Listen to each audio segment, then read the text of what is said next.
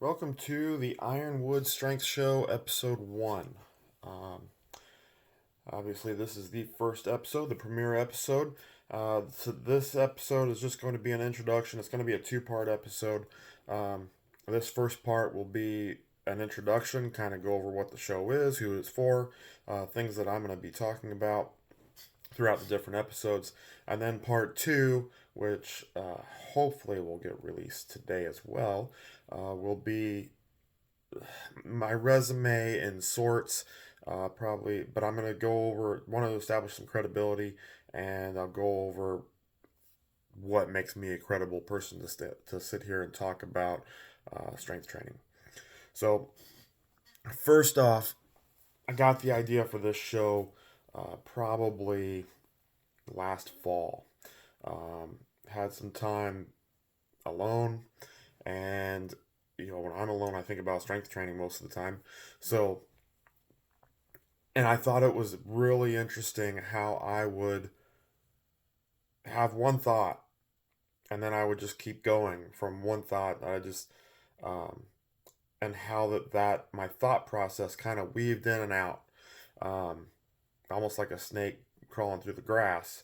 That I hit a number of different topics that all derived from that one original topic. And I got into some really interesting things, just talking to myself, going through this stuff. So, um, at least I thought it was interesting, and I thought had some unique information and unique insight on some things that might be able to help some other people out.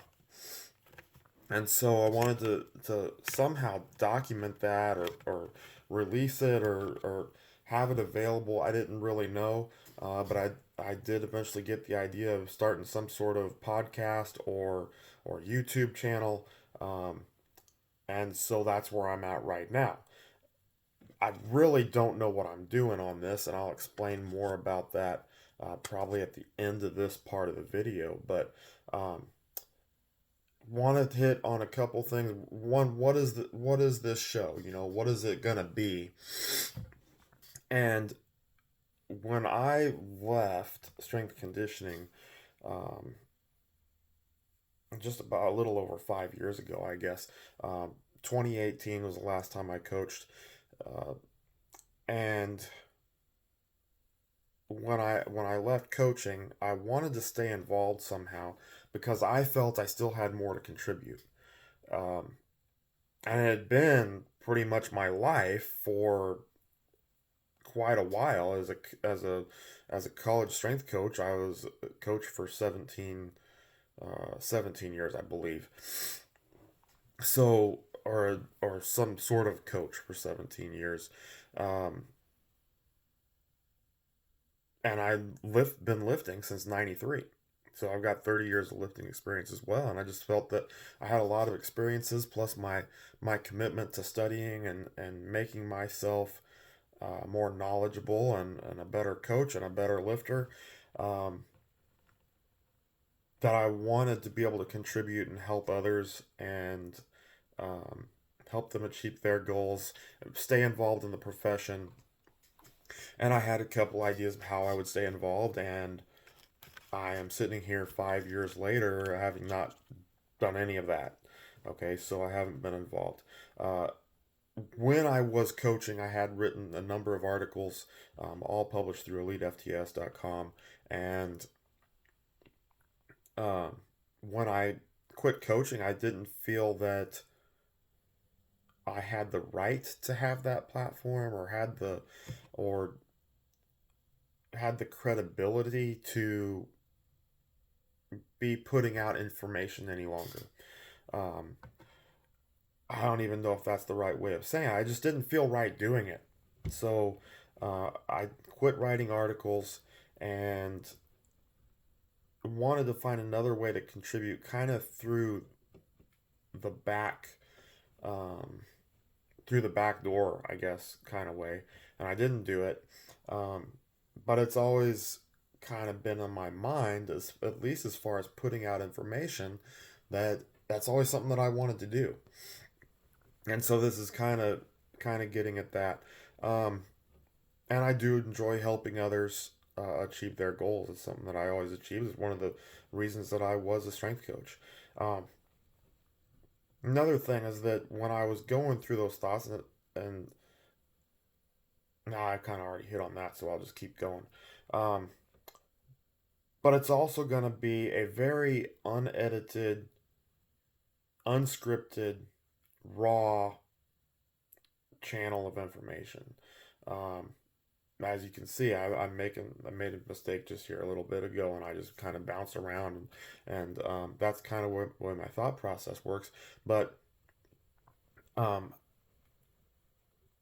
I want that unedited and unscripted thing, so you're actually getting what's coming through my mind and what's going through my mind, and then letting it come out, and you can hear what I'm trying to communicate.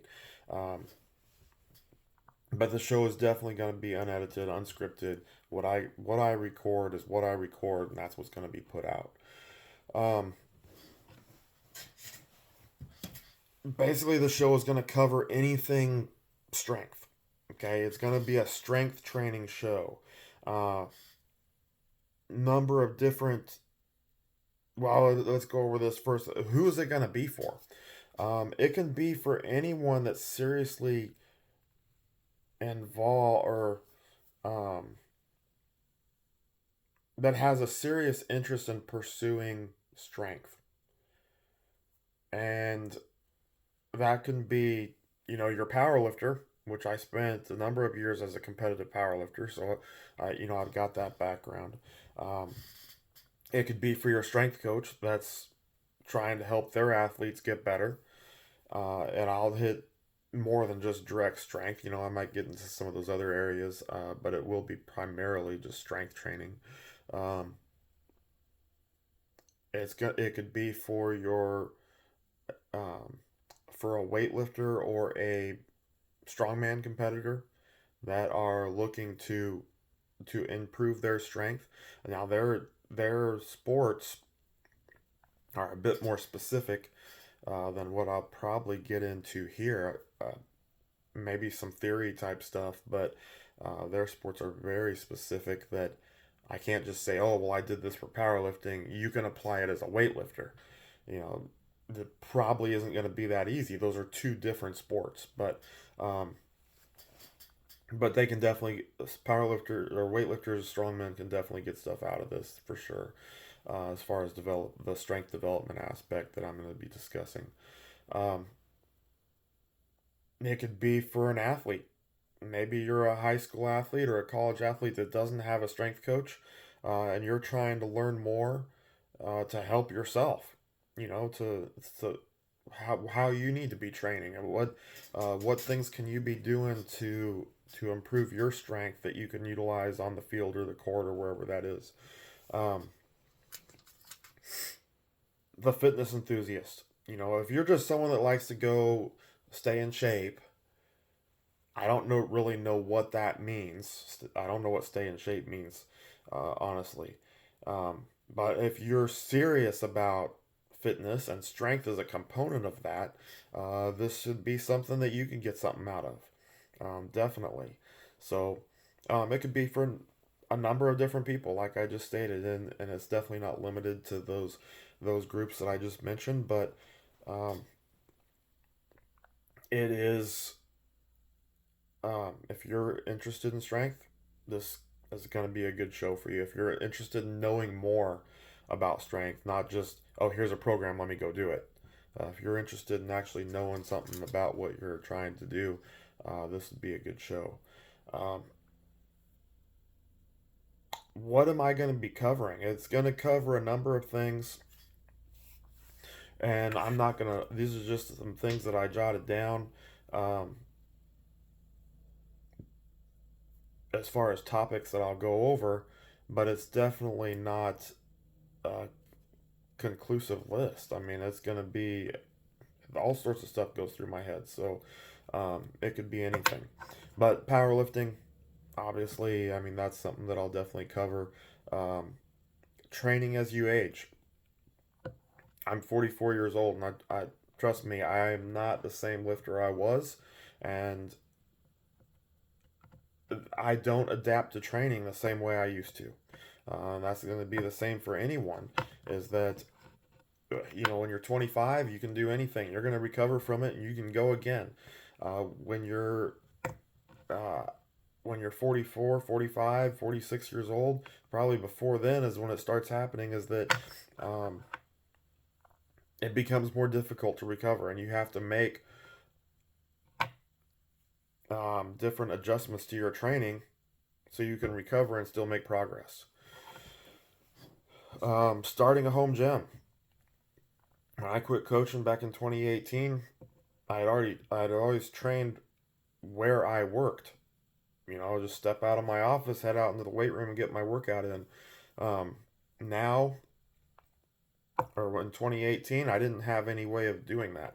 Um, I had purchased a couple things along the way, just thinking that, hey, I might need this someday, or in the case that don't want to go out, and if it's Christmas break or whatever, and I don't want to go to the school to get a workout in, I can do it at home. But I didn't have much. So the first thing I did is I started purchasing some equipment, and definitely on a budget and financially conscious of what I was spending. So that's definitely something that I could cover and help some people out, get a gym set up without going out and blowing tens of thousands of dollars trying to get set up. Certainly, if you have all the money in the world to go do that, then absolutely there are companies out there, Elite FTS, Sorinex, Rogue, can all help you get started in that regard. If you are maybe a little bit don't want to spend all your money on a gym, then there are ways to still have a productive gym that without paying tons of money. So it's something that I've had to kind of learn the last few years, and I think it's working out well. Uh, General population fitness stuff. Yeah, I'm gonna cover it. Um, One big area there is I'm gonna get into some of the myths and fallacies that are out there that still to this day, with all the information we have, this stuff is still passed around.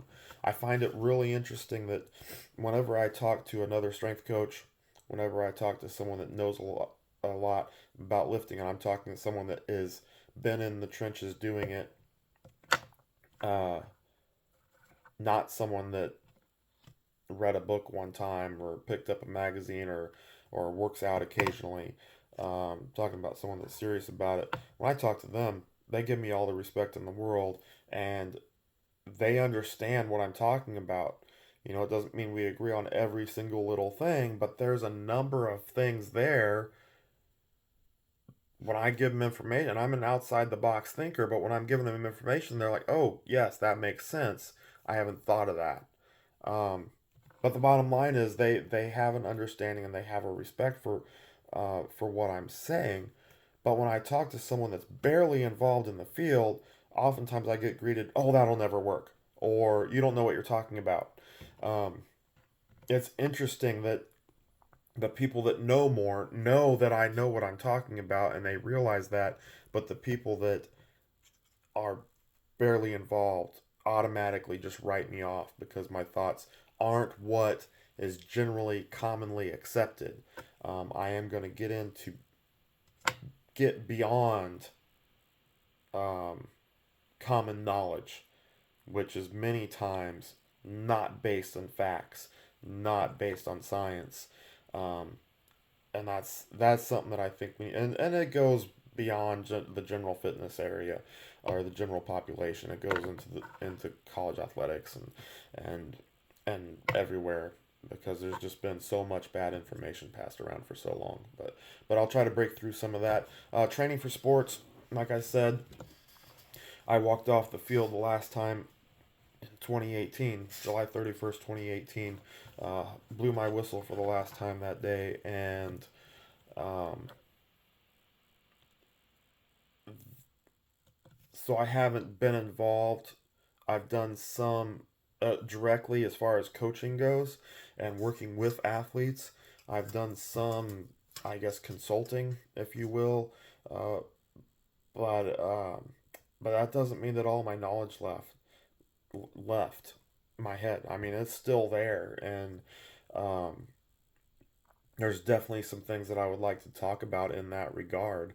Uh, I can definitely pinpoint some issues that I saw, not just issues in the field. I mean, I don't know how much, maybe, who knows, if I'll get into some of the politics that you have to deal with as a strength coach, or um, just the general strength setting, but definitely involved in things that I saw in the weight room.